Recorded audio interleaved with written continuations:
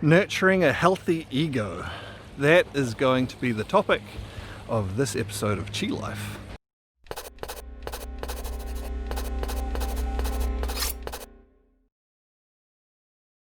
So this vlog is kind of a follow along from the last vlog, which was about ego death. It's also kind of a separate topic in many ways as well, which is why it's good to address in a separate vlog.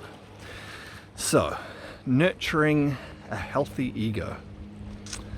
For those who in some way have some kind of idea that the ego is a bad thing in some way, you would think, why on earth would you nurture the ego? Well, here's the key. We're talking about nurturing a healthy ego, not a big or out of control ego. In fact, a lot of those issues that people might sometimes associate just with ego, in its sort of common terminology where they're referring to it as being relating to pride and conflict and selfishness and all of those sorts of things. A lot of those sorts of traits are far from what you would expect from a healthy ego. A healthy ego is actually an ego that avoids having those too much. And to help us to do that, to help us to have more harmonious traits, it's useful to actually nurture our ego, to develop its health, develop its strength, so it's not so prone to some of those problematic characteristics. So when we're talking about the ego, we're talking about it at a much more fundamental level. We're talking about the ego as literally our self-identity, our conception of ourself, our ability to perceive ourselves, and in many ways, part of this is actually to know ourselves. One of the things that comes from a healthy ego is an ability to take feedback, to receive feedback, to self-reflect, and are any of us truly able to see ourselves completely objectively? Maybe not, but to actually be able to reflect and see ourselves more clearly. That's one of the characteristics of a healthy ego. I think one good way to think of the ego is as if it was a biological cell. So this is yet another example of the principle of microcosmic reflection. So the principle that we see the same patterns throughout the universe on the largest scale right down to the smallest scale. So we see the same patterns of energy and movement and cycles in galaxies and solar systems, all the way down to atoms. We see the same things happening. In this case, we're talking about the same sort of pattern that we see in individual organisms, so a person like me or you, or even down to individual cells. We see some of the same patterns occurring, and so we can make pretty good analogies from them. So, thinking about the ego and how it relates to a biological cell, or at least an analogy for a biological cell. If you think of one of those unhealthy or excessive and out of control egos, you think of the greed, the wanting, thinking everything's about itself, right? Hoarding, taking in resources and hoarding them for itself. Trying to expand itself, increase its dominion, its control, its influence beyond what's really necessary, encroaching into the space of others, with no concern for them, disrupting their functions, not necessarily doing its own functions properly because of its sense of self-importance. What, in terms of biological cells, what would we consider to have similar sort of characteristics or patterns of behavior? Cancer, right? It takes in excessive resources, starves surrounding areas of resources, grows into places where it shouldn't go. That is far from healthy. That's out of control, right? But then at the other end, there's another end that's also a problem? What about a cell that fails to take up the resources that it needs, that fails to keep its cell membrane, its border, strong, that by doing this allows itself to become weakened, allows its border, its boundary, to be penetrated too easily?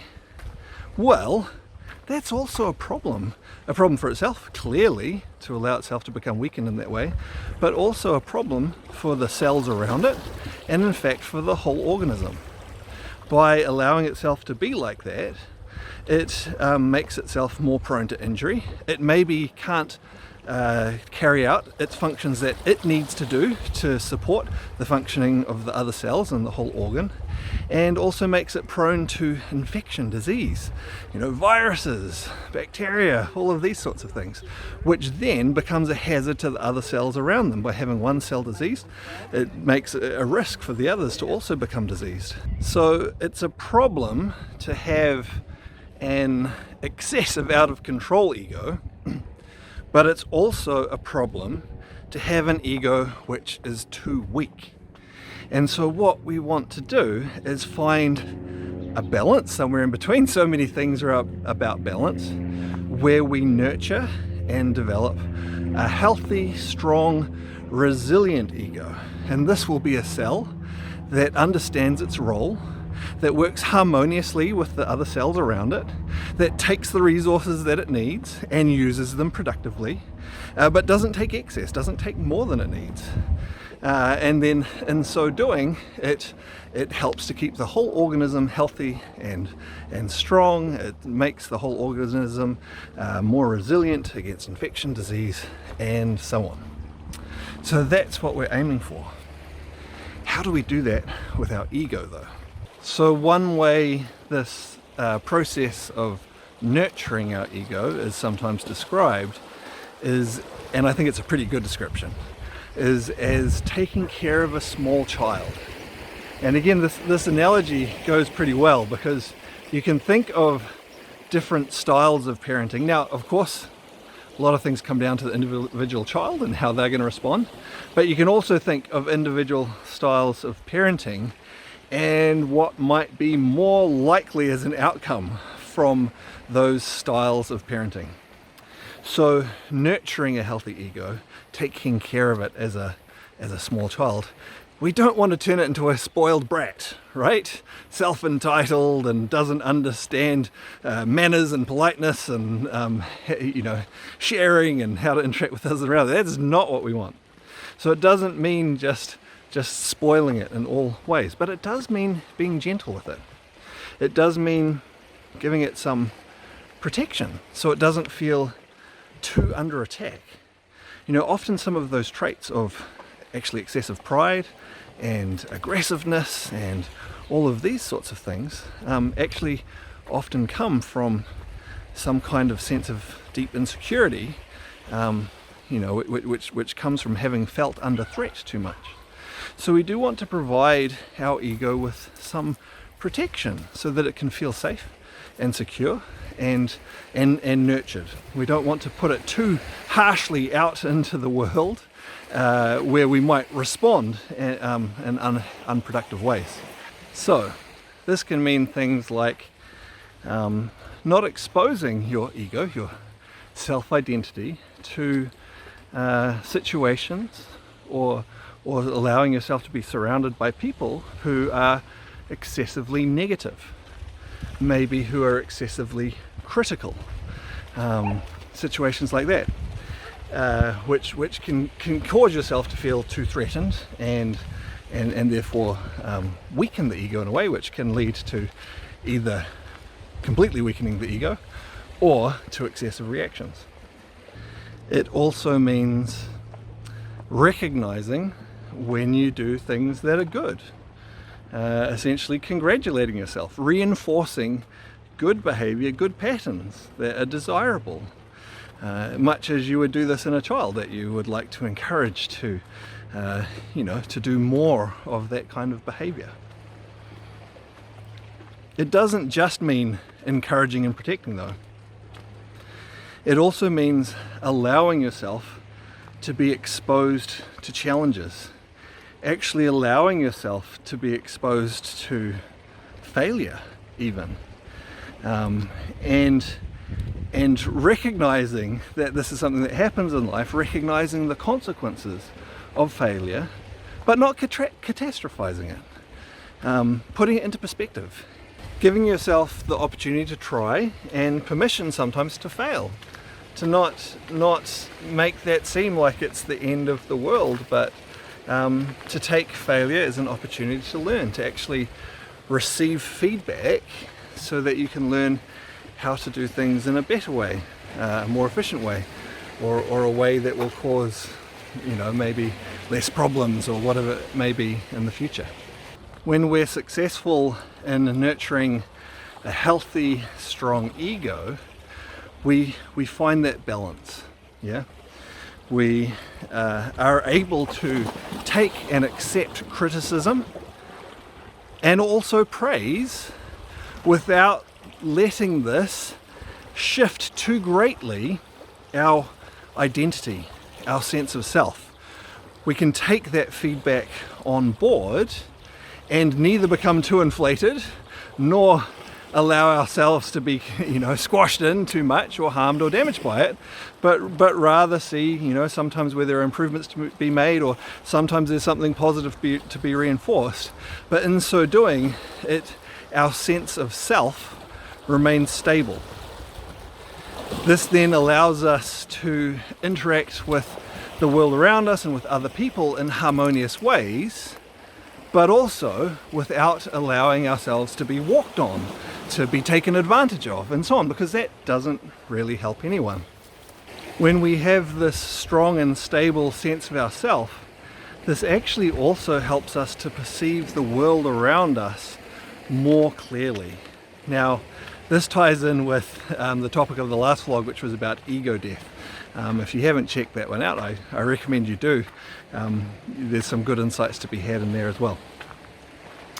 But yeah, so little by little, because we've developed resilience within ourselves and we're able to receive feedback, it's okay for us to see and acknowledge flaws, and also see and acknowledge good things about ourselves.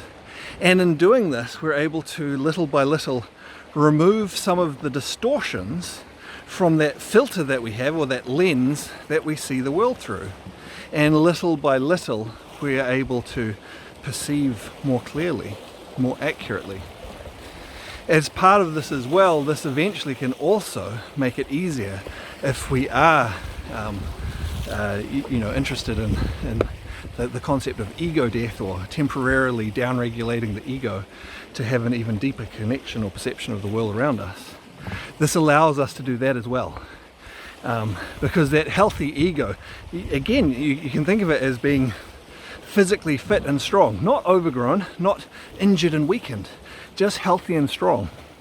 Maybe a good analogy could be, I'm having to duck under something here, could be of an athlete and their ability to hold their breath, suspending the breath for a period of time, and in our analogy a little bit like maybe suspending the ego for a period of time. The fitter and healthier that athlete is, the more easily they're going to be able to hold their breath for longer and without any sense of distress while they do it, and to find peace and calm while they're doing that, and have no ill effects from it, right?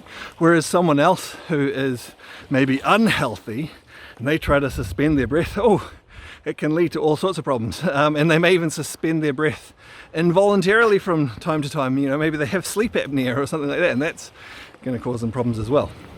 But when we're healthy and strong, we're able to do that more easily. And then these two start to feed into each other, because we find that those breath holding exercises, the right ones, can actually then help with the overall health, fitness and well-being of this athlete or this healthy person. So by doing that, by suspending their breath for a period of time, they are then able to actually breathe more freely, more easily when they are breathing actively through other activities. Yeah, and the fact that they develop their cardiovascular fitness then actually helps them to be able to suspend their breath for a period of time as well. So this is where these two approaches come together.